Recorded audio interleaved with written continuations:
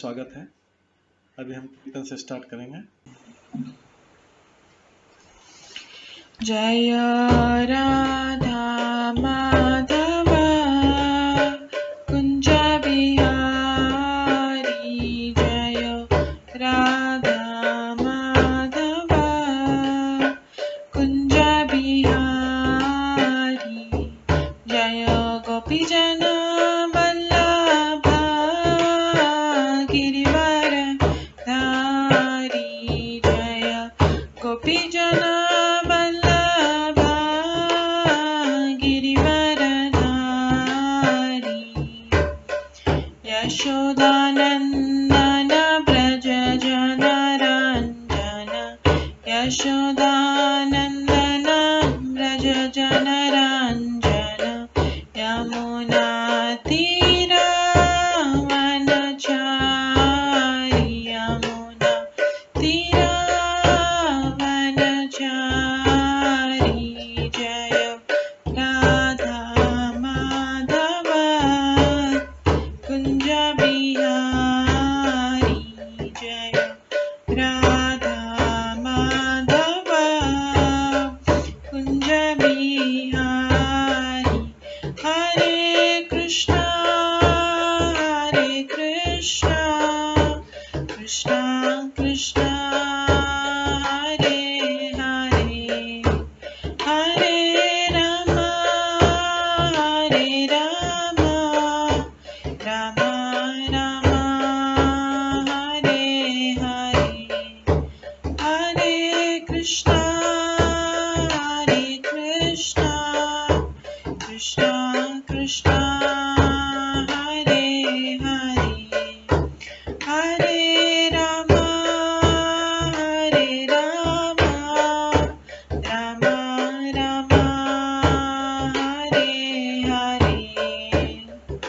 हरे कृष्णा कृष्णा कृष्णा हरे हरे, हरे राम राम राम हरे हरे, हरे कृष्णा कृष्णा कृष्णा हरे हरे, हरे राम राम राम हरे हरे, हरे कृष्णा कृष्णा कृष्णा हरे हरे, हरे राम राम राम हरे हरे, हरे कृष्णा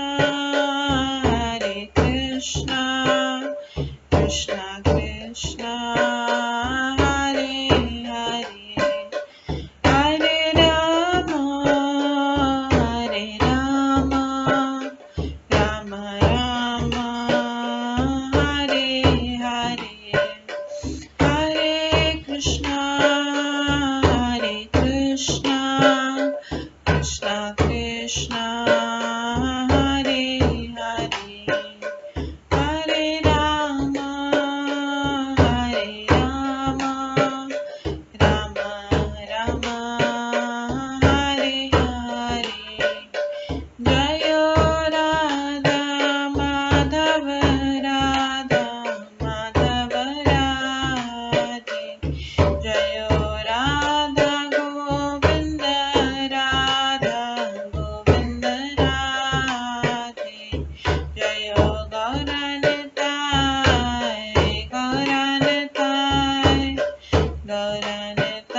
जय गौरनिताय, जय जय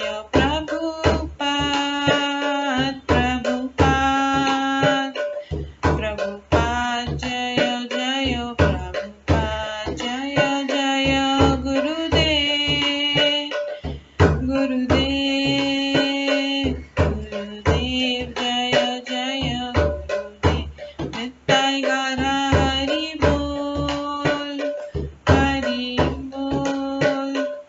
हरि बोल नित्य गौर हरि बोल। गौर प्रेमानंदे हरि हरि बोल। हरे कृष्णा। आज की इस क्लास में सभी भक्तों का स्वागत है। हम मंगलाचरण से स्टार्ट करेंगे। ओम अज्ञान तिमिरन्धस्य ज्ञानाञ्जनशलाकया चक्षुरुन्मिलितं येन तस्मै श्रीगुरुवे नमः। श्रीचैतन्यमनोभीष्टं स्थापितं येन भूतले स्वयं रूप कदा मह्यं ददाति स्वपदान्तिकम्।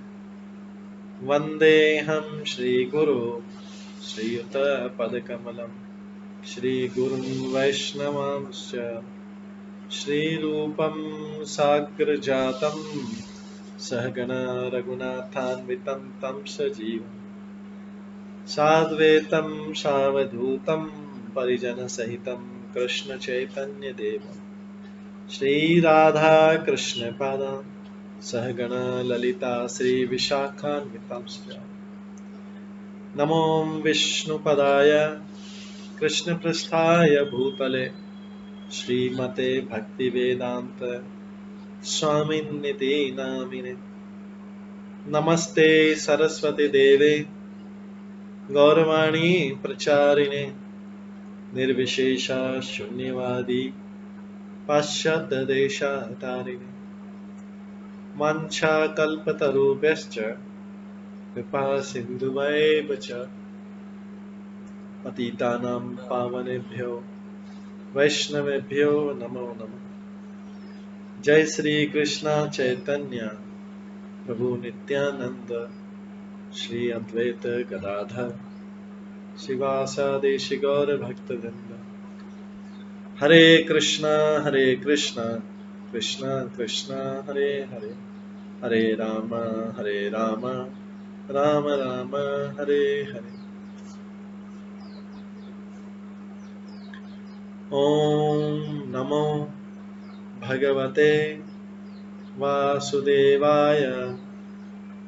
ओम नमो भगवते वासुदेवाय। ओम नमो भगवते वासुदेवाय। नारायणं नमस्कृत्य नरं चैव नरोत्तमं देवीं सरस्वतीं व्यासं ततो जयमुदीरये। नष्टप्रायेषु भद्रेषु नित्यं भागवत सेवया भगवते उत्तम श्लोके भक्तिर्भवति नैष्ठिकी। कृष्णाय वासुदेवाय देवकी नंदनाय च नन्दगोपकुमाराय गोविन्दाय नमो नमः। सर्ववेदान्तसारमे श्रीभागवतम् इष्यते तद्रसामृतात् नान्यत्र स्याद्रति क्वचित्। आराध्यो भगवान् ब्रजेश कन्यस्तनधाम वृन्दावन रम्या काचिदुपासना व्रजवधूवर्गेण या कल्पिता। श्रीमद्भागवतं प्रमाणम् अमलं प्रेम कुमार्थमः श्रीचैतन्य महाप्रभुमतम् इदं तत्रादरो न परम्। मूकं करोति वाचालं पङ्गुलङ्घयते गिरिं यत्कृपातमहं वन्दे परमानन्दमाधवम्। हरे कृष्णा।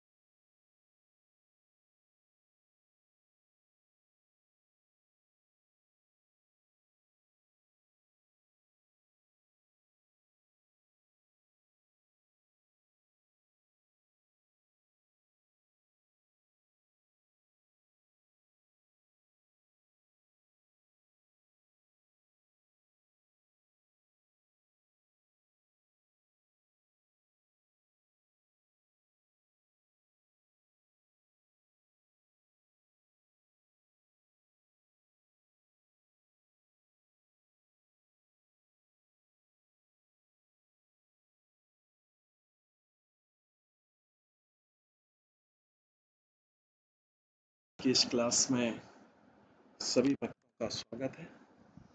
कल हम श्रवण कर रहे थे श्रीमद् भागवतम के 12वें स्कंद से, जिसका नाम है कलयुग के लक्षण। ये हमने श्रवण किया था किस प्रकार कलयुग के राजा होंगे और कलयुग के जीव किस प्रकार वास्तव में सब सत्य दिख रहा है, वास्तव में सारी की सारी चीजें वैसी की वैसी हो रही हैं। इसमें हमने लक्षण का श्रवण किया कि कलयुग में सुखदेव गोस्वामी कहते हैं, राजन, कलयुग के प्रबल प्रभाव से धर्म चला जाएगा, सत्यता चली जाएगी, पवित्रता चली जाएगी, क्षमा, दया, आयु, शारीरिक बल तथा स्मरण शक्ति दिन प्रतिदिन क्षीण होते जाएंगे। सत्यम का भी, सत्य बोलने का भी ह्रास हो रहा है। धर्म तो ह्रास हो ही रहा है, लोग जानते नहीं कि धर्म क्या है। धर्म के कल्पनाशील प्रयासों के साथ इस विषय के घालमेल के साथ नथी कर देते हैं। उसको कल्पना जो मन में आता है उसको धर्म बोलते हैं। सत्य का भी ह्रास हो रहा है, लोग जानते नहीं कि सत्य क्या है। परब्रह्म को जाने बिना केवल काल्पनिक अपेक्षिक सत्यों का ढेर लगा देने से जीवन के असली महत्व या उद्देश्य को स्पष्टता नहीं समझा सकते। काल्पनिक सत्य। क्षमा अर्थात सहिष्णुता की ह्रास हो रहा है, क्योंकि कोई ऐसी व्यावहारिक विधि नहीं जिसके द्वारा लोग अपने को शुद्ध बना सके और इस तरह ईर्ष्या और द्वेष से मुक्त हो सके। जब तक मनुष्य आध्यात्मिक सुधार के किसी प्रामाणिक कार्यक्रम के अंतर्गत भगवान नाम कीर्तन करके शुद्ध नहीं हो लेता, तब तो उसका मन क्रोध, ईर्ष्या तथा क्षुद्रता से भरा रहेगा। इस तरह दया का भी ह्रास हो रहा है। दया का भी, सारे जीव ईश्वर के देवी अस्तित्व में सहभागी होने के कारण शाश्वत रूप से जुड़े हुए। जब नास्तिकता तथा संशयवाद द्वारा ऐसी एकता प्रच्छन्न होती है, जो भगवान के प्रति लोग दया नहीं दिखाते,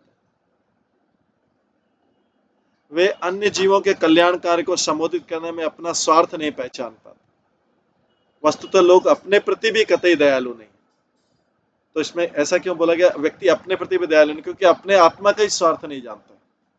अपना आत्मा का कल्याण दूसरों का लगा, आत्मा का तो कल्याण होना चाहिए, अपने प्रति भी दया नहीं।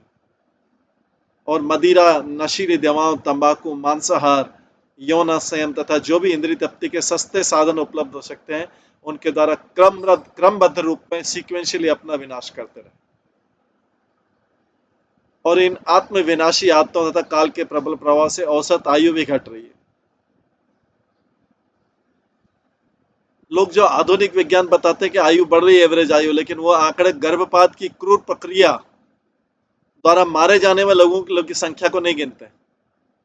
जो गर्भपात से हजारों लाखों, उसको एवरेज आयु निकालने में उनकी आयु को नहीं कंसिडर करते। तो जब हम गर्भपात द्वारा मारे गए बच्चों की कुल जनसंख्या की जीवन संभावना में शामिल करते हैं, तो हम देखते हैं कि कलयुग में औसत आयु बढ़ी नहीं घटी। बलम अर्थात शारीरिक बल भी घटता जा रहा है। वैदिक साहित्य बतलाता है कि 5000 वर्ष पूर्व के युग में मनुष्य, पशु तथा पौधे भी लंबे होते थे और अधिक बलिष्ठ होते थे। कलयुग के अग्रसर होने के बाद शारीरिक आकार, प्रकार तथा बल में क्रमिक ह्रास हो रहा है। स्मृति तो निश्चित रूप से क्षीण हो रही है। पूर्व युगों में मनुष्यों की स्मृति अच्छी थी। इस तरह बिना लिखे ही आवश्यक सूचना तथा विद्या सुरक्षित थी। कलयुग में सारी बातों में नाटकीय परिवर्तन आ गया। कलयुग में एकमात्र संपत्ति को ही मनुष्य के उत्तम जीवन, उचित व्यवहार तथा उत्तम गुणों का लक्षण माना जाएगा। कलयुग में एकमात्र संपत्ति को ही मनुष्य के उत्तम जीवन, उचित व्यवहार तथा उत्तम गुणों का लक्षण माना जाएगा। कानून तथा न्याय तो मनुष्य के बल के अनुसार लागू होंगे।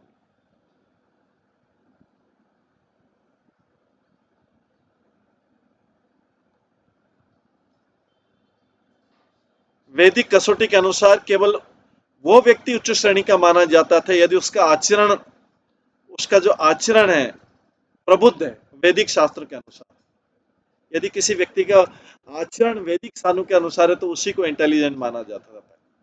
अभी धन के अनुसार इंटेलिजेंट माना जाता।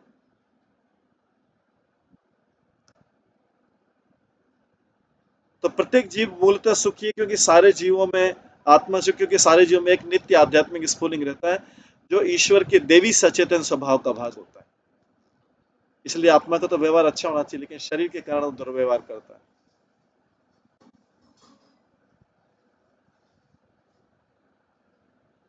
तो हमारी मूल आध्यात्मिक जागरूकता पुनः स्फुरित होती जब हम भक्ति में, तो हम सहज ही आनंद तथा ज्ञान और शांति में तुष्ट होते हैं। एक प्रबुद्ध मतलब इंटेलिजेंट या शिक्षित मनुष्य को अपना आध्यात्मिक ज्ञान जागृत करने का सारे प्रयास करना चाहिए और अन्यों को भी उस दिव्य चेतना का अनुभव कराने में सहायक बनना चाहिए। महान पाश्चात्य दार्शनिक सुकरात ने कहा, यदि मनुष्य को प्रबुद्ध बना दिया जाए, मतलब इंटेलिजेंट बना दिया जाए, उसको इंटेलिजेंट मतलब आध्यात्मिक इंटेलिजेंस की बात, वो अगर उसको किसी व्यक्ति को इंटेलिजेंट बनाए तो स्वतः उत्तम कर्म करेगा और उसको बार बार बोलने की जरूरत नहीं पड़ेगी कि लोअर लेवल का कर्म मत करो। स्वतः उत्तम अगर उसको इंटेलिजेंट बना दिया जाए आध्यात्मिक रूप से, ऑटोमेटिकली उत्तम कर्म करेगा। और श्रील प्रभुपाद ने भी इस तथ्य की पुष्टि की। किंतु कलयुग में स्पष्ट सत्य की उपेक्षा की जाती है और ज्ञान तथा सद्गुण की खोज का स्थान धन के लिए दूषित पार्श्विक स्पर्धा ने ले लिया।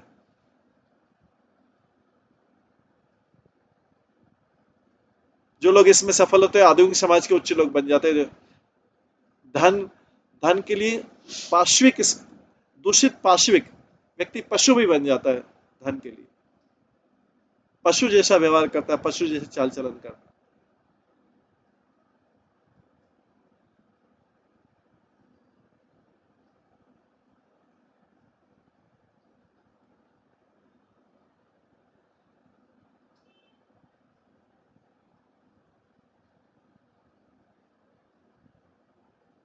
और इसके बाद में आगे आता है और भी सारी चीजें बताइए। उसके बाद में तीसरे श्लोक में आता है, कलयुग में पुरुष तथा स्त्रियां केवल ऊपरी आकर्षण के कारण एक साथ रहेंगे और व्यापार की सफलता कपट पर निर्भर करेगी, कौन कितना अच्छा कपट कर सकता है। पुरुषत्व तथा स्त्रीत्व का निर्णय काम शास्त्र में, सेक्स लाइफ में उनकी एक्सपर्टाइज, निपुणता के अनुसार किया जाएगा और ब्राह्मणत्व केवल जनेऊ पहनने पर निर्भर करेगा। कलयुग के लक्षण। उसके बाद में चौथे श्लोक में बता रहे हैं मनुष्य का, चौथा श्लोक आज पढ़ेंगे, लिंगमेव आश्रम ख्यातो अन्योन्य आपत्ति कारणम अवृत्या न्याय दौर्बल्यम पांडित्य चापलम वचः। मनुष्य का आध्यात्मिक पद मात्र बाह्य प्रतीकों से सूचित होगा। बाह्य प्रतीकों से उसका आध्यात्मिक पद होगा कि कितना बड़ा कितना छोटा, ये लोग कलयुग में होगा। अंदर का किसी को पता नहीं होगा और इसी आधार पर लोग एक आश्रम को छोड़ के दूसरे आश्रम को स्वीकार करेंगे। यदि किसी की जीविका उत्तम नहीं है तो उस व्यक्ति के औचित्य में संदेह किया जाएगा और जो चिकनी चुपड़ी बातें बनाने में चतुर होगा वो विद्वान पंडित माना जाएगा। ये सब हम कलयुग में देखते हैं। तो तात्पर्य पिछले श्लोक में बतलाया गया था कि कलयुग में पुरोहित वर्ग केवल, पुरोहित की पंडित की पहचान कैसे, कि केवल बाहरी प्रतीकों के द्वारा। और इस श्लोक में वही बात समाज के अन्य वर्गों, राजनीतिक या सैन्य वर्ग, व्यापारी अथवा उत्पादक वर्ग तथा श्रमिक या कारीगरों पर भी लागू होती है। आधुनिक समाज में शास्त्री ने दर्शाया कि उन समाजों में जिनका संचालन मुख्यतः प्रोटेस्टेंट नीति शास्त्र द्वारा होता है, गरीबों को आलस्य, गंदगी, मूर्खता, अनैतिकता तथा व्यर्थता का चिन्ह माना जाता है। किंतु इस भावना भावी समाज में अनेक व्यक्ति स्वेच्छा से अपना जीवन ज्ञान तथा आध्यात्म की खोज में समर्पित कर देते हैं।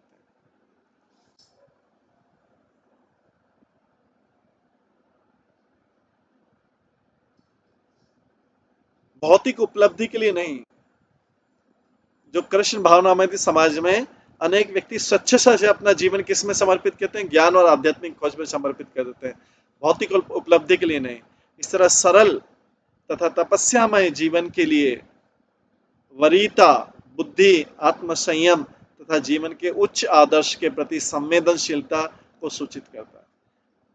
कि जो उच्च लेवल का जीवन जीना चाहता है, वो जो उच्च जीवन के प्रति संवेदनशील है, सेंसिटिव है, लाइफ के प्रति सेंसिटिव, वो वरीयता, बुद्धि, आत्मसंयम तथा जीवन के उच्च आदर्श को पालन करेगा। जो जीवन के प्रति सेंसिटिव है, इस संसार में बोला था ना हमें वी शुड बी सेंसिटिव, तो सेंसिटिव क्या बताया, जो वरीयता, बुद्धि, आत्मसंयम तथा जीवन के उच्च आदर्श के प्रति संवेदनशीलता। निसंदेह निर्धनता से इन गुणों की स्थापना अपने आप नहीं होती, किंतु कभी कभी उनका परिणाम होती है। किंतु कलयुग में प्राय इस संभावना को भुला दिया जाता है। और बौद्धिकता मतलब इंटेलेक्चुअल, इस मोहने वाले कलयुग का एक और दुर्भाग्य है। लोग बोलते हैं इंटेलेक्चुअल है, जैसे कई जगह के लोगों को बोला था ये इंटेलेक्चुअल है, तो यहाँ पे बोला गया वो दुर्भाग्य। आधुनिक तथाकथित दार्शनिकों तथा वैज्ञानिकों ने विद्या के हर क्षेत्र में ऐसी पारिभाषिक शब्दावली बना दी है, और जब वे भाषण देते हैं तो लोग उन्हें इसलिए विद्वान समझते हैं क्योंकि वो जो बोलते हैं उसे कोई अन्य समझ नहीं सकता। पाश्चात्य संस्कृति में ग्रीक अध्यापक सबसे पहले ऐसे लोग थे जो बुद्धिमत्ता तथा शुद्धि से भी ऊपर अलंकार तथा दक्षता पर वाद विवाद करते थे। 20वीं सदी में तो धोखाधड़ी फल फूल रही है। आधुनिक विश्वविद्यालय में नाम मात्र की बुद्धिमत्ता है। यद्यपि अनेक आधुनिक चिंतक उच्च आध्यात्मिक स्तर से अनज्ञान होते हैं, किंतु बहुत अच्छे वक्ता होते हैं, और अधिकांश लोग उनके अज्ञान को भांप नहीं पाते। वक्ता तो बहुत अच्छे हैं, लेकिन वो अज्ञान वाले हैं, लेकिन लोग उनके अज्ञान को समझ नहीं पाते, मूर्ख बन जाते।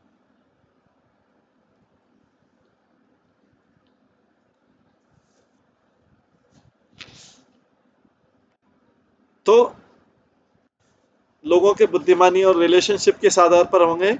जो चिकनी चुपड़ी बातें करने में चतुर होगा वो विद्वान और पंडित माना जाएगा।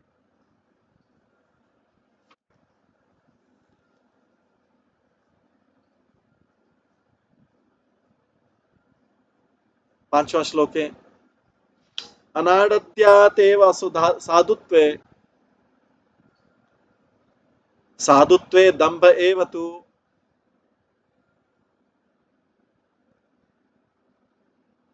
स्वीकारः एव च उद्वाहे स्नानम एव प्रसाधनम।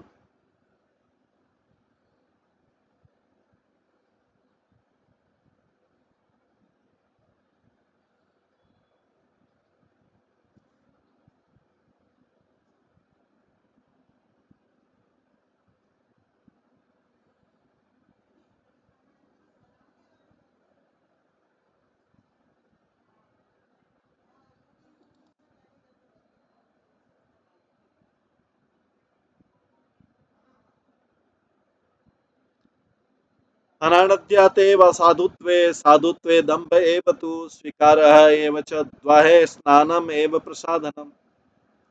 यदि किसी व्यक्ति के पास धन नहीं तो वो अपवित्र माना जाएगा और दिखावे को गुण माना जाएगा, दिखावे को गुण माना जाएगा। और विवाह तो मौखिक स्वीकृति के द्वारा व्यवस्थित होगा। और कोई भी व्यक्ति अपने को जनता के बीच आने के लिए योग्य समझेगा यदि उसने केवल स्नान कर लिया हो। स्नान कर लिया तो अपने आप को पवित्र समझेगा। ये कलयुग के लक्षण। जबकि पहले पवित्रता सारे आचमन करना, सारे मंत्र पढ़ना, ओम पवित्र पवित्र हुआ सर्वावस्थाम शुद्धि हुआ, उससे सब शुद्धि। अभी केवल किसी ने स्नान कर लिया तो पवित्र माना जाएगा, वो सीधा मंदिर में प्रवेश कर सकता है। तात्पर्य दंभ वाला शब्द आत्म प्रवंचक का ऐसे व्यक्ति का सोचे कि जो संत स्वभाव वाला नहीं बनना चाहता। दंभ मतलब है वो अहंकार की, वो संत स्वभाव। जैसे कई व्यक्ति को बोला था कि डिवोटी बना, बोले नहीं नहीं नहीं, डिवोटी बन के क्या फायदा।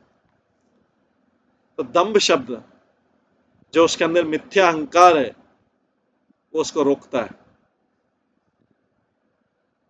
भगवान के पास शरणागत जाने से रोकता है। अल्टीमेटली कष्ट अवस्था में शरणागत होता है लेकिन फिर भूल जाता है। जब अति कष्ट अवस्था में तो भगवान का शरणागत है लेकिन फिर भूल जाता है, और ऐसा बार बार भूलता रहता है। तो दंभ शब्द आत्म प्रवचक का सूचक है जो संत स्वभाव वाला नहीं बनना चाहता और ऊपर से, लेकिन ऊपर से संत जैसा आदर पाना चाहता है। कलयुग में से धार्मिक दंभियों की संख्या बहुत बड़ी है, जो ये दावा करते हैं कि एकमात्र उन्हें ही रास्ता मालूम है, उन्हें एकमात्र सत्य है और एकमात्र उन्हें ही प्रकाश है। अनेक मुस्लिम देशों में इस मनोवृत्ति के कारण धार्मिक स्वतंत्रता का निर्ममता से दमन हुआ है, जिससे प्रबुद्ध आध्यात्मिक ज्ञान का सुअवसर भी नष्ट हो गया। सौभाग्य अधिकांश पाश्चात्य देशों में स्वतंत्र धार्मिक प्रणाली धार्मिक अभिव्यक्ति की प्रणाली। किंतु पश्चिम में भी दंभी लोग दूसरे धर्म के निष्ठावान तथा संत स्वभाव वाले अनुयायियों को मलिच्छ और दानव मानते हैं।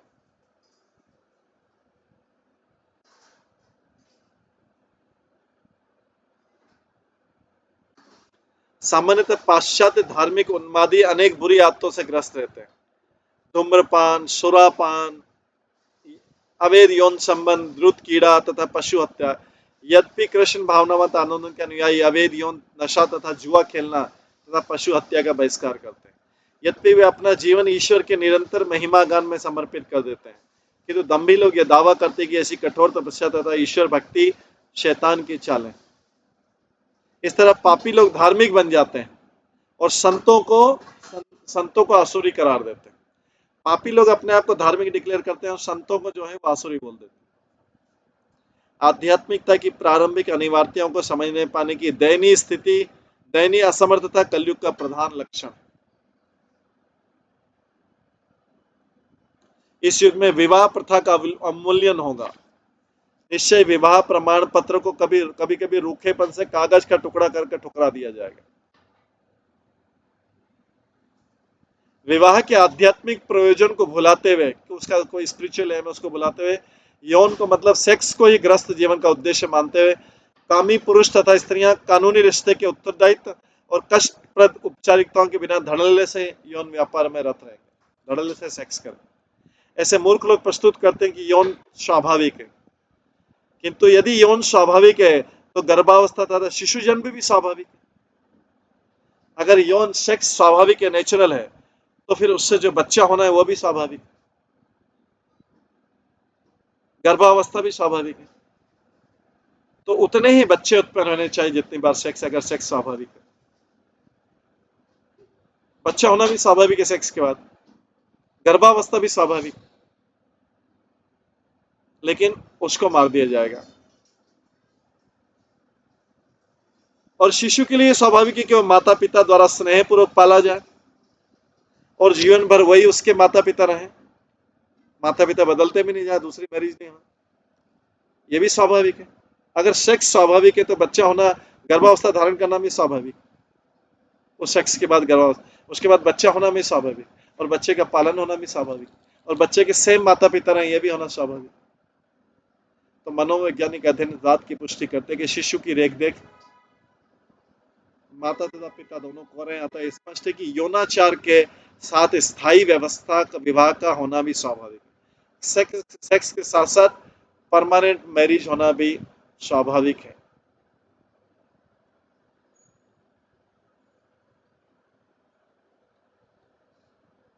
दंभी लोग अनियंत्रित यौन की संपुष्टि कर करके स्वाभाविक है, रिपीट हो रहा है, किंतु यौन के स्वाभाविक कारण से फिर गर्भधान से क्यों बचते? गर्भधान भी तो स्वाभाविक है, सेक्स के बाद बच्चा होना भी स्वाभाविक, वो क्यों नहीं चाहते?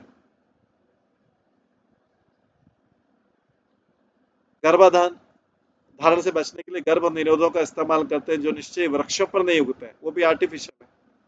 गर्भ निरोधक तो दवाएं तो स्वाभाविक नहीं है। इस तरह दिखावे तथा मूर्खता का कलयुग में प्राधान्य है।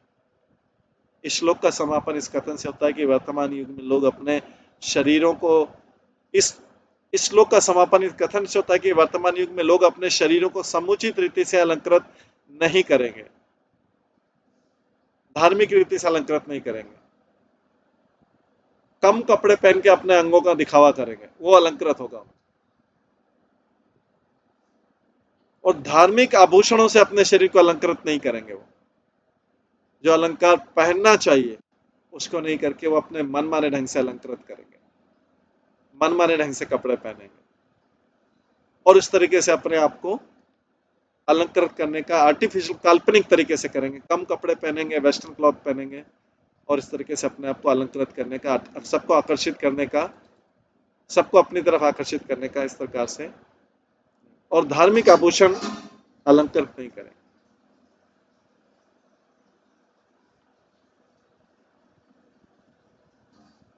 और वैष्णवजन जैसे शरीर को तिलक से अलंकृत करते हैं, जो भगवान के पावन नाम से अभिमंत्रित है।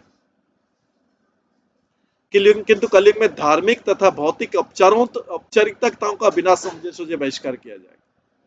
कलयुग में धार्मिक का तो छोड़ो, तिलक करना है तो छोड़ो, इवन सामान्य जो भौतिक वैवाहिक औपचारिकता जैसे मंगलसूत्र पहनना या सिंदूर लगाना, उसका भी बहिष्कार हो। ये कलयुग के लक्षण। ये भौतिक औपचारिकता जो सामाजिक औपचारिकता होता है। धार्मिक औपचारिकता है तो तिलक लगाना और ये करना। कलयुग में धार्मिक तथा इन भौतिक औपचारिकता तक का बिना समझे सोचे बहिष्कार हो। दुरेवारी अयनम तीर्थम लावण्यम केशधारणम उदरम भरता स्वार्थ सत्यत्वे धाष्टयम ही धाष्ट में भी दाक्ष्यम कुटुंब भरणम यश अर्थे धर्म सेवनम। तीर्थ स्थान को क्या माना जाएगा? दूरस्थ जलाशय में स्नान का तीर्थ स्थान। सौंदर्य को मनुष्य की केश सज्जा पर आश्रित माना जाएगा। केश सज्जा को किस प्रकार से करते हैं वो सौंदर्यता को बताएगा। सौंदर्य को मनुष्य की केश सज्जा पर आश्रित माना जाएगा। उदर भरण जीवन का लक्ष्य बन जाएगा। केवल पेट भरना और यौन संबंध करना ये जीवन का लक्ष्य बन जाएगा। और जो जितना डीठ होगा, जितना जिद्दी होगा, उतना ही सत्यवादी मान लिया जाएगा।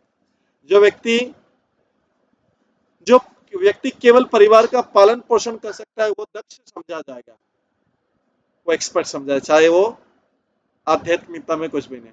धर्म का अनुसरण मात्र यश के लिए किया जाएगा। लोग अपने आप को धार्मिक इसलिए कहलाएंगे इससे यश मिलेगा। तो तात्पर्य भारत में अनेक तीर्थ स्थान है जहां पवित्र नदियां बहती हैं।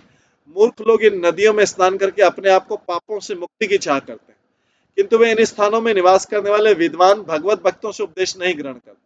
वो केवल तीर्थों में स्नान करके डुबकी लगा के उसको मत समझते। मनुष्य को केवल आनुष्ठानिक स्नान करने नहीं अपितु आध्यात्मिक आलोक पाने के लिए स्नान के साथ साथ तीर्थ स्थान में जाके भगवत भक्तों से श्रवण करना चाहिए।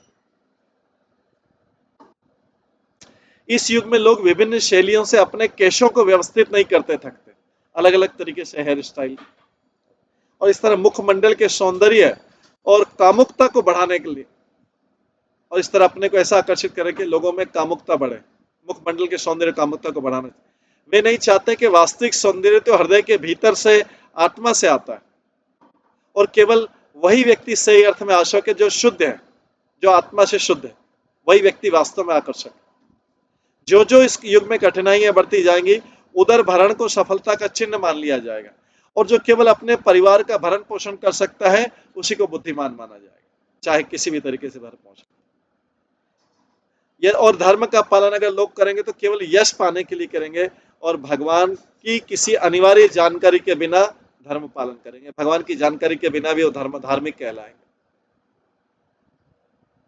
ये कलयुग के लक्षण। उसके बाद आता है एवं प्रजा भी दुष्टा भी आकीर्णे क्षिति मंडले धम्म विटक क्षत्र शूद्राणाम यह बलि भविता नृपः। इस तरह ज्यो ज्यो पृथ्वी भ्रष्ट जनता से भरती जाएगी, त्यों तो समस्त वर्णों में से जो अपने को सबसे बलवान दिखला सकेगा। इस तरह जो जो पृथ्वी भ्रष्ट जनता से भरती जाएगी, त्यों तो समस्त वर्णों में से जो अपने को सबसे बलवान दिखला सकेगा वो राजनीतिक शक्ति प्राप्त करे। तो जिसकी लाठी उसकी भैंस। प्रजा ही लुब्धे राजन्य निघृणे दस्यु धर्म भी अच्छिन्न दार द्रविणा यास्यन्ति गिरि काननम। जनता लोभी तथा निष्ठुर शासकों द्वारा जिनका आचरण सामान्य चोरों जैसा होगा,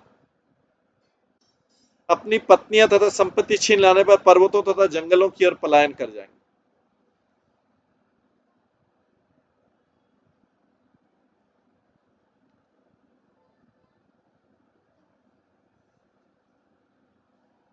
तो ऐसा कलयुग आगे पत्नियां छीन ली जाएंगी और संपत्ति छीन ली जाएगी। वो दूसरा व्यक्ति जो जितना शक्तिशाली होगा, ये तो कलयुग में ऑलरेडी स्टार्ट हो गया। शाक मूला क्षुद्र फल पुष्पाष्टि भोजना अनावृष्टिया विनक्षंती दुर्भिक्ष कर पीड़िता। अकाल तथा अत्यधिक कर से सताए हुए लोग पत्तियां, जड़े, मांस, जंगली शहद, फल फूल तथा बीज खाने के लिए बाध्य हो जाएंगे। अनावृष्टि से पीड़ित होकर पूर्णतः विनष्ट हो जाएंगे। अनावृष्टि मतलब अकाल, और अतिवृष्टि मतलब होता है बाढ़। अनावृष्टि से पीड़ित होकर पूर्णतः विनष्ट हो जाएंगे। यही खाएंगे, मांस, जंगली शहद, फल फूल, पत्तियां खाएंगे। तो श्रीमद् भागवत में हमारे ग्रह के भविष्य का प्रामाणिक वर्णन हुआ है। इसी तरह जिस तरह वृक्ष से विलक पत्ती सूख जाती है, विनष्ट हो जाती है, उसी तरह जब मानव समाज का संबंध भगवान से टूट जाएगा तो हिंसा तथा अव्यवस्था के कारण वो म्लान होकर बिखर जाएगा, उसका सारा शारीरिक सौंदर्य भी चला जाएगा। क्योंकि भगवान से जैसे पत्ती वृक्ष से बिखर कर सूख जाती है, नीचे गिर जाती है, उस व्यक्ति का जो भगवान से विमुख है उस शारीरिक सौंदर्य भी चला जाएगा, म्लान होकर बिखर जाएगा। कंप्यूटर तथा प्रक्षेपात होने पर भी यदि भगवान वर्षा नहीं करेंगे तो सब लोग भूखे मर जाएंगे, चाहे कंप्यूटर हो जाए, मिसाइल हो जाए। शीत वातात प्रावट हिमे अन्योन्यत प्रजा क्षुतभ्याम व्याधि च एव संतपस्यन्ते च चिंतया। जनता को शीत, वात, तपन, वर्षा तथा हिम से अत्यधिक कष्ट उठाना पड़ेगा।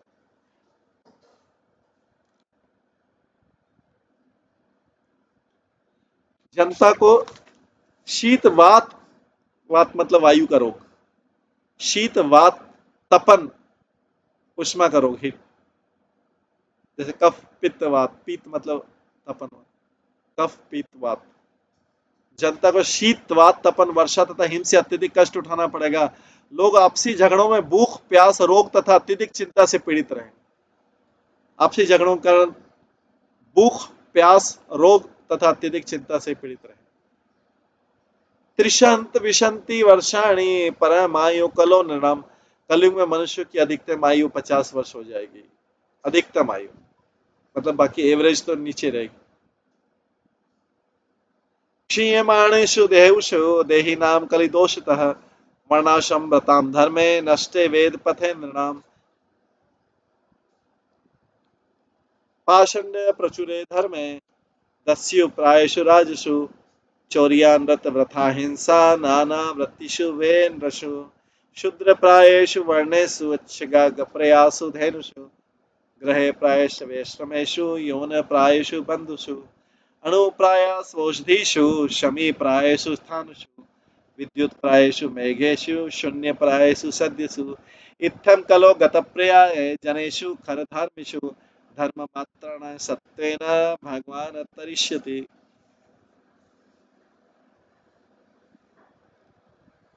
कलयुग, अब इसके बाद कलयुग समाप्त होने तक सभी प्राणियों के शरीर आकार में अत्यंत छोटे हो जाएंगे, सब बौने हो जाएंगे और वर्णाश्रम मानने वालों के धार्मिक सिद्धांत विनष्ट हो जाएंगे। मानव समाज वेद पथ को पूरी तरह भूल जाएगा और तथाकथित धर्म प्राय नास्तिकता होगा। राजा प्राय चोर हो जाएंगे, लोगों का पेशा चोरी करना, झूठ बोलना और व्यर्थ हिंसा करना हो जाएगा। लोगों का पेशा क्या रहेगा, प्रोफेशन हो जाएगा, क्या, चोरी करना, झूठ बोलना और व्यर्थ हिंसा करना हो जाएगा। और सारे सामाजिक वर्ण शूद्रों के स्तर पर नीचे गिर जाएंगे। गौवें बकरियों जैसी छोटी हो जाएंगी। आश्रम जो है संसारी घरों से भिन्न नहीं होंगे, आश्रम भी जो संसारी घर बन जाएंगे तथा पारिवारिक संबंध तत्कालिक विवाह बंधन से आगे नहीं जाएंगे, कुछ टाइम के लिए मैरिटल रिलेशनशिप रहेगा। अधिकांश वृक्ष तथा जड़ बूटियां छोटी हो जाएंगी और वृक्ष भी बौने शमी वृक्षों जैसे प्रतीत होंगे। बादल केवल बिजली से भरे होंगे, धार धार धार आवाज आएगी, केवल पानी नहीं रहेगा बादलों में। घर पवित्रता से रहित हो जाएंगे और सारे मनुष्य गधों जैसे हो जाएंगे।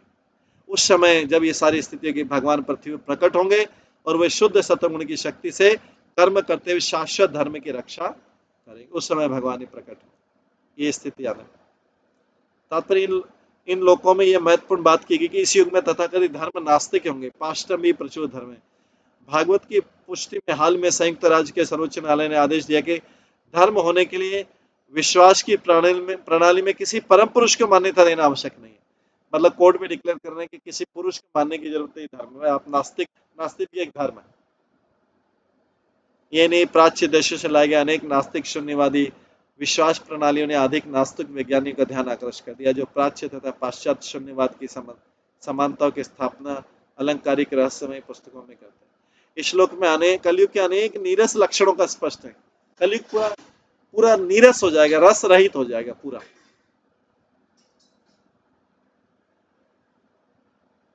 कलयुग में कोई रस नहीं, लोग रस ढूंढेंगे अलग अलग तरीके से, लेकिन कलयुग में सारे लक्षण नीरस हो जाएंगे। अंततः इस युग के अंत में भगवान कृष्ण कल्कि के रूप में अवतरित होंगे और पृथ्वी से पूर्ण रूपेण आसुरी मनोवृत्ति वाले लोगों का सफाया कर देगा। चरचर गुरो विष्णु ईश्वर से अखिलात्मनः धर्मत्राणाय साधुनाम जन्म कर्म अपनुत्य। भगवान विष्णु जो कि सारे जड़ तथा चेतन प्राणियों के गुरु, भगवान विष्णु जो कि सारे जड़ तथा चेतन प्राणियों के गुरु एवं सबों के परमात्मा है, धर्म की रक्षा करने तथा अपने संत भक्तों को भौतिक कर्म फल से छुटकारा दिलाने के लिए जन्म लेते हैं। भगवान विष्णु जो कि सारे जड़ तथा चेतन प्राणियों के गुरु हैं एवं सबों के परमात्मा, धर्म की रक्षा करने तथा अपने संत भक्तों को भौतिक कर्म फल से छुटकारा दिलाने के, संत भक्तों को भौतिक चीजों से छुटकारा दिला दे। शंबल ग्राम मुख्यस्य ब्राह्मणस्य महात्मनः भवने विष्णु यशस्य कल्कि प्रादुर्भविष्यति। भगवान कल्कि शंबल ग्राम के एक सर्वाधिक गणमान्य ब्राह्मण महात्मा विष्णु यशा के घर में प्रकट होंगे। कल्कि अवतार का भविष्यवाणी। भगवान कल्कि शंबल ग्राम के एक सर्वाधिक गणमान्य ब्राह्मण महात्मा विष्णु यशा के घर में प्रकट होंगे। शंबल ग्राम मुख्यस्य ब्राह्मणस्य महात्मा।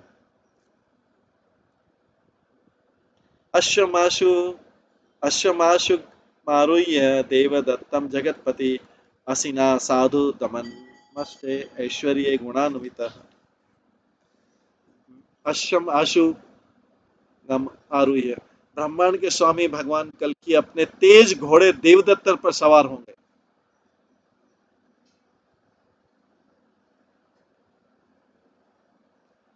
ब्रह्मांड के स्वामी कल्कि अपने तेज घोड़े से देवदत्त पर सवार होंगे।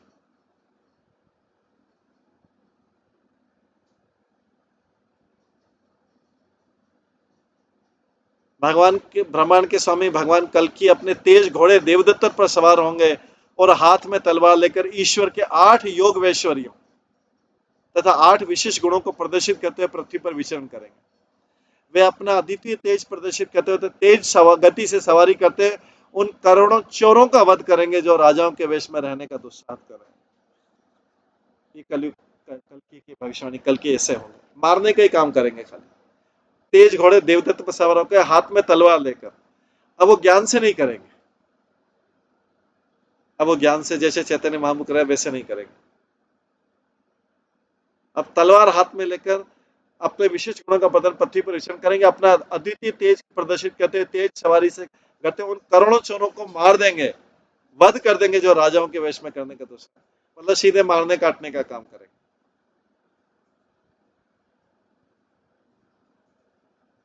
तात्पर्य इन श्लोकों में भगवान कल्कि की लोमहर्षक लीलाओं का वर्णन हुआ। कोई भी ऐसा व्यक्ति ऐसे सुंदरशाली सुंदर व्यक्ति को आकर्षित हो बिना नहीं रहेगा जो बिजली की चाल वाले अद्भुत घोड़े पर सवार होकर अपने हाथ में तलवार लेकर क्रूर आसंगी लोगों को दंड दे रहा हो, उसका विध्वंस कर रहा हो। निसंदेह उन्मादी भौतिकतावादी ये तर्क कर सकते हैं कि भयानक ये भगवान कल्कि का चित्र तो मानव की उपज है। ये कोई बोलता है कि पौराणिक देवता का चित्र है जो उन लोगों द्वारा चित्रित किया गया जिनका विश्वास किसी श्रेष्ठ व्यक्ति पर है, किंतु यह युक्ति तर्क संगत नहीं है, नहीं इसमें कोई दम है। ये कतिपय लोगों का मत है। हमें जल चाहिए किंतु इसका अर्थ नहीं कि मनुष्य जल उत्पन्न करता है।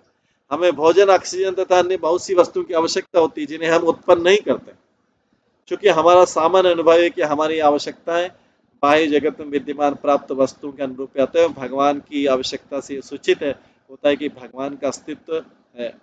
दूसरे शब्दों में प्रकृति हमें उन वस्तुओं की आवश्यकता का ज्ञान कराती है जो वास्तव में विद्यमान होते हैं और जिनकी आवश्यकता हमारे कल्याण के लिए होती है। इसी तरह हमें ईश्वर की आवश्यकता का अनुभव होता है, क्योंकि हम ईश्वर के अंश से हम उनके बिना नहीं रह सकते। तो संसार में क्या हो रहा है, हमको सबको अपनी आवश्यकता का अनुभव है। ये भी बहुत पावरफुल व्यक्तित्व के हमको सबको प्रकृति हमें अपनी आवश्यकता अनुभव है सबको, लेकिन हमें ईश्वर की आवश्यकता का अनुभव नहीं है। ईश्वर भी तो पुरुष है, परम पुरुष है। परम पुरुष है ना, उसीलिए तो उसकी पूजा कर रहे हैं, उसको भोग लगा रहे हैं। तो उसकी आवश्यकता को हम नहीं समझ पा रहे हैं। हमको अपनी आवश्यकता तो पता है और उसके लिए ईश्वर के पास चले जाते हैं सामने कि मेरी ये आवश्यकता है, मुझे ये कष्ट हो रहा है, मुझे ये कष्ट हो रहा है, मेरे संबंधी के कष्ट हो रहा है, मेरे को ये हो रहा है, या मेरे परिवार में कष्ट हो रहा है, मेरे सुख में कमी आ रही है। भगवान अपनी आवश्यकता बता रहे भगवान को, लेकिन कभी ये नहीं समझ पा रहे कि भगवान की आवश्यकताएं क्या है। वो भी तो पुरुष है ना, व्यक्ति है, पर्सन है।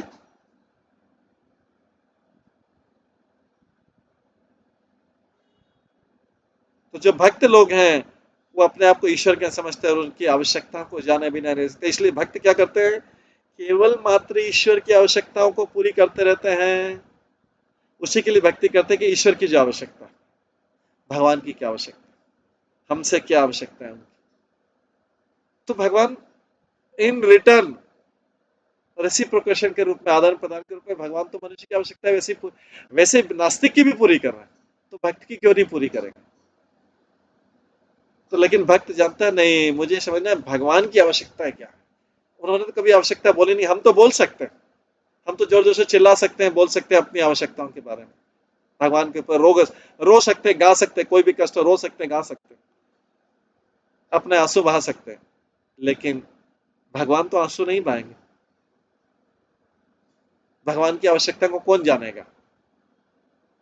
तो जो उनके परम भक्त हैं, जो उनके परम भक्त, जो सदा उनके विचारों में रहते हैं, वही भगवान की आवश्यकताओं को जान पाएंगे। जैसे हमारी आवश्यकता पूरी तो हम प्रसन्न होते हैं, तो क्या भगवान प्रसन्न नहीं होंगे उनकी आवश्यकताओं को पूरी होने पर? भगवान तो परम पुरुष है, लेकिन हमारे पास समय नहीं है अपनी आवश्यकताओं से ऊपर, और हमारे कुटुंबी संबंधियों, संतान, उनकी आवश्यकताओं से ऊपर हमारे पास समय नहीं है। आई एंड माइंड से हम भगवान की आवश्यकताएं कैसे जानेंगे, और भगवान के भक्तों की, जो परम भक्त हैं, उनकी आवश्यकताएं कैसे जाने, भगवान की आवश्यकताएं कैसे जाने।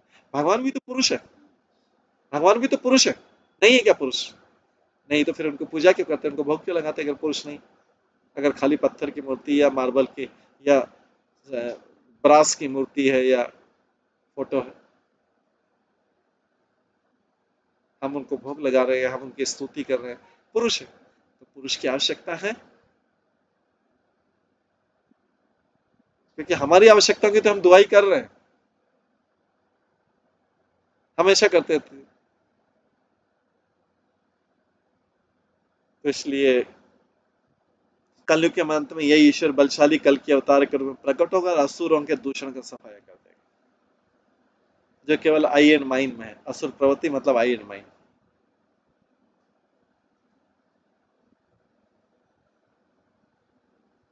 अथ तेषां भविष्यन्ति मनांसि विशदानि वे वासुदेवांगरागत्यति पुण्य अनिल स्पर्शाम अनिल स्पर्शाम पौरजनपदानाम वे हतेषु अखिल दस्यु। जब सारे धूर्त राजा मारे जा चुकेंगे तो शहरों तथा कस्बों के निवासी, जब सारे मारे जा चुकेंगे तो क्या आगे आगे सतयुग आएगा। तो तो शहरों तथा कस्बों के निवासी भगवान वासुदेव को लेपित चंदन तथा अन्य प्रसाधनों की सुगंधि को लाती हुई पवित्र वायु का अनुभव करेंगे, और उससे उनके मन आध्यात्मिक रूप से शुद्ध हो जाएंगे। कौन सी? भगवान वासुदेव के लेपित चंदन तथा अन्य प्रसाधनों की सुगंधि को लाती हुई पवित्र वायु का।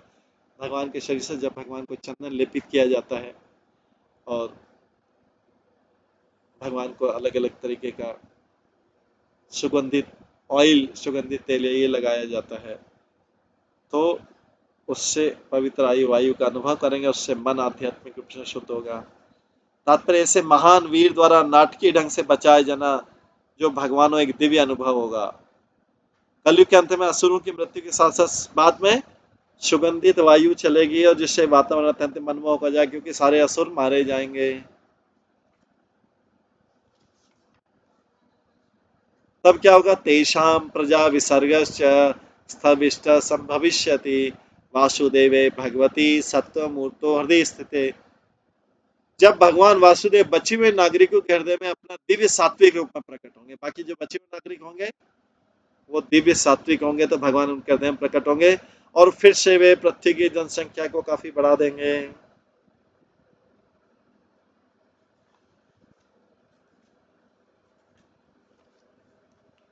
यदा अवतीर्ण भगवान कल की धर्मपति हरि कृतम भविष्यति तदा प्रजासूति। जो सात्विक जब पृथ्वी पर धर्म के पालनहारे भगवान कल्कि के रूप में प्रकट हो चुके तो सतयुग प्रारंभ हो जाएगा और मानव समाज का सात्विक संतानें उत्पन्न करेगा। तामसिक या रजोगुणी संतानें उत्पन्न नहीं करेगा, सात्विक संतानें उत्पन्न करेगा जो संसार को कष्ट नहीं देंगी।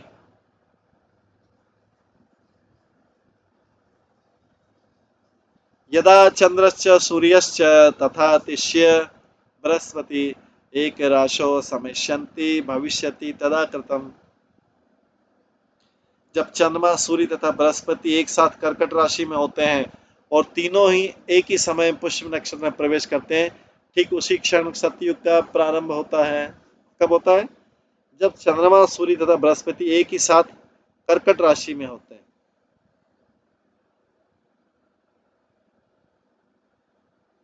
और तीनों एक ही समय पुष्य नक्षत्र में प्रवेश करते हैं।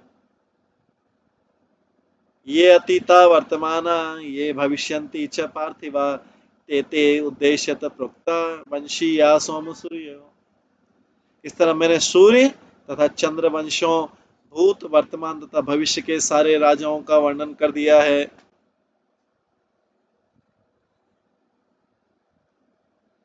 कौन बता रहा है? सुखदेव गोस्वामी परीक्षित महाराज के बोल रहे हैं।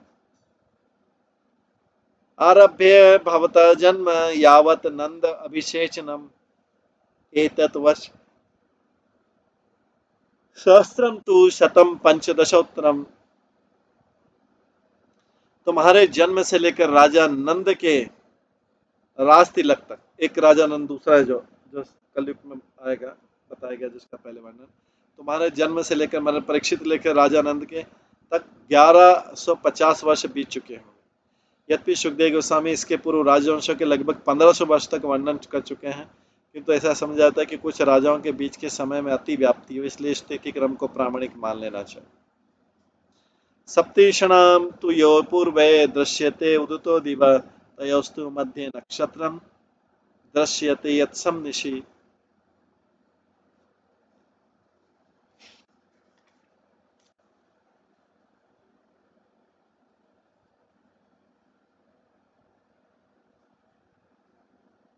तेनेव ऋषयः युक्ता तिष्ठन्ति शब्दशतं नृणाम् ते सत्विदीये द्विजाकाले अधुना च आश्रिता मघा।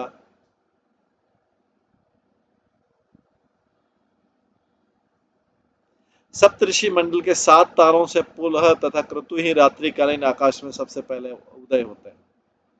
यदि उनके मध्य बिंदु से होकर उत्तर दक्षिण को रेखा खींची जाए तो वह जिस नक्षत्र से होकर गुजरती है वो काल का प्रधान नक्षत्र कहलाता है। सप्तगणी सप्तऋषिगण 100 मानवीय वर्षों तक उस विशेष नक्षत्र से जुड़े रहते हैं और संप्रति तुम्हारे जीवन काल में मघा नक्षत्र में स्थित। ये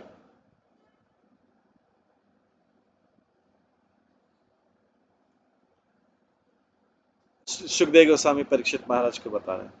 विष्णु भगवत भानु कृष्णाख्य असो दिवम, विष्णु भगवत भानु कृष्णाख्य असो दिवम गतः तदा वशितः कलिलोकम पापे यत रमणे रमते जन। भगवान विष्णु सूर्य के समान तेजवान और कृष्ण कहलाते हैं।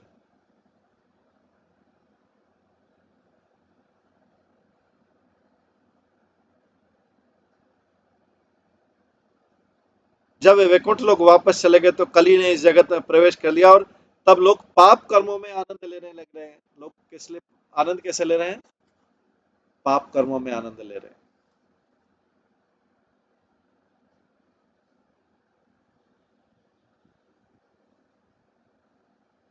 यावत्स पदाभ्याम स्पर्शन आस्ते रमापति तावत कली वे पृथ्वीम पराक्रंतुम न च आशकत।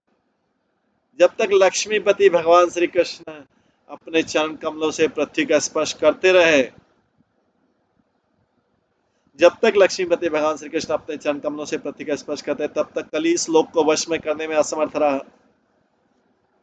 तात्पर्य यद्यपि भगवान कृष्ण के समय में ही दुर्योधन तथा उनके सहयोगियों की कुकृत्यों के माध्यम से कली का कुछ हद तक पृथ्वी में प्रवेश कर चुका था, किंतु दुर्योधन जो है ईर्षा, दुर्योधन शिशुपाल ये ईर्ष्या, शत्रुता, ये कलयुग के लक्षण है। तो तभी से कलयुग प्रवेश हो गया था धीरे धीरे। लेकिन भगवान कृष्ण लगातार कली के प्रभाव को दबाते रहे। उसके बोला चुपचाप बैठ जाओ। भगवान कृष्ण अपने रहते कली के, जबकि दुर्योधन भी कली का रूप है। तो भगवान कृष्ण लगातार कली के प्रभाव को दबाते रहे। भगवान कृष्ण द्वारा इस धराधाम का त्याग करके कलयुग फल फूल नहीं सका, तब तो जब तक कि त्याग नहीं किया। उसके बाद भगवान के जाते से कलयुग फल फूलने लग गया। यदा देवर्षय सप्त मघासु विचरन्ति ही तदा प्रवत्स्यतु कली द्वादश शब्द शतः द्वादश शब्दात्मक। जब सप्त ऋषि मंडल मगा क्षेत्र से होकर गुजरता तो कलयुग प्रारंभ होता है। जब सप्त ऋषि मंडल मगा क्षेत्र नक्षत्र से होकर गुजरा तो कलयुग प्रारंभ होता है। यह देवताओं के लिए 1200 वर्षों तक रहता है। उनके वर्ष 1200 वर्ष उनके वर्ष।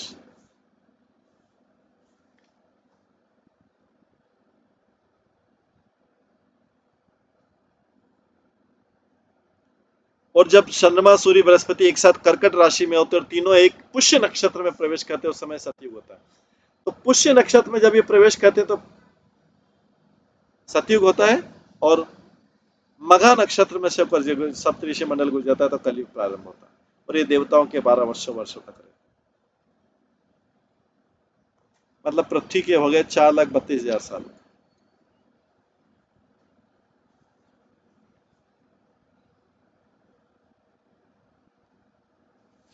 इसके बाद यदा माघ्याप्य यास्यन्ति पूर्व षाढ़ा महर्षय तदानंद तदानंदात प्रभति एष कली वृद्धि गमिष्यति। तो यहाँ पे बोल रहे हैं जब सप्तऋषि मंडल मगा से चलकर पूर्व आषाढ़ में जाएगा। जब सप्तऋषि मंडल मगा से चलकर पूर्व आषाढ़ में सारे नक्षत्रों का वर्णन है, तो कली अपनी पूर्ण शक्ति में होगा और राजा अनंत तथा उसके वंश इसका सूत्रपात होगा। यस्मिन् कृष्ण दिवम यात तस्मिन् एव तदानी प्रतिपन्नम कलयुगमिति प्राहु पूरा विदा। जो लोग भूतकाल को अच्छी तरह समझते हैं वे कहते हैं कि जिस दिन भगवान कृष्ण ने वैकुंठ लोक के लिए प्रस्थान किया उसी दिन से कलयुग का प्रभाव शुरू हो गया। तात्पर्य यह वैधानिक दृष्टि से कलयुग को इस पृथ्वी पर भगवान कृष्ण के रहते ही शुरू हो जाना था, किंतु इस पति युग को भगवान के प्रस्थान की तक की प्रतीक्षा भगवान ने उसको एंटर नहीं करने दिया। प्रवेश कर दिया था लेकिन उसका प्रभाव को प्रभावित नहीं होने दिया।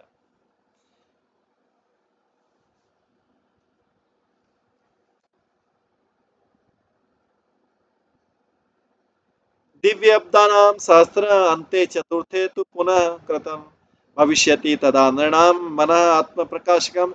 कलयुग के 1000 देवी वर्षों मतलब 1200 के करीब देवी वर्षों के बाद सत्युग पुनः प्रकट होगा। इस तरह सारे मनुष्य के मन स्वयं प्रकाशमान उठेंगे जो बाद में बचेंगे। इति येषु मानव वंश यथा संख्याते भुवि तथा विट शूद्र विप्राणाम ताता गेय युगे।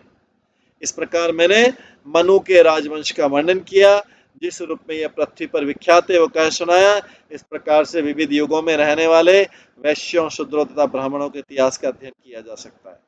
तात्पर्य जिस तरह राजाओं के वंश में उच्च तथा निम्न प्रतापी तथा दुष्ट राजा सम्मिलित हैं, उसी तरह समाज के बुद्धिजीवी लोग, व्यापारी लोग और श्रमिक वर्णों के भी अनेक प्रकार के लोग पाए जाते हैं। इस प्रकार ये कलयुग का वर्णन हुआ। इसको आज हम यहीं पे विराम देते हैं। इसके आगे का वर्णन जो है कल की क्लास में श्रवण करेंगे। सभी भक्तों का बहुत बहुत धन्यवाद। सब भक्तों के लिए एक बार हरे कृष्ण महामंत्र का जप करते हैं। हरे कृष्णा कृष्णा कृष्णा हरे हरे, हरे राम राम राम हरे हरे। श्री श्रीमद् भागवतम महापुराण की जय। श्री प्रभुपाद की जय। सभी भक्त गणों की जय।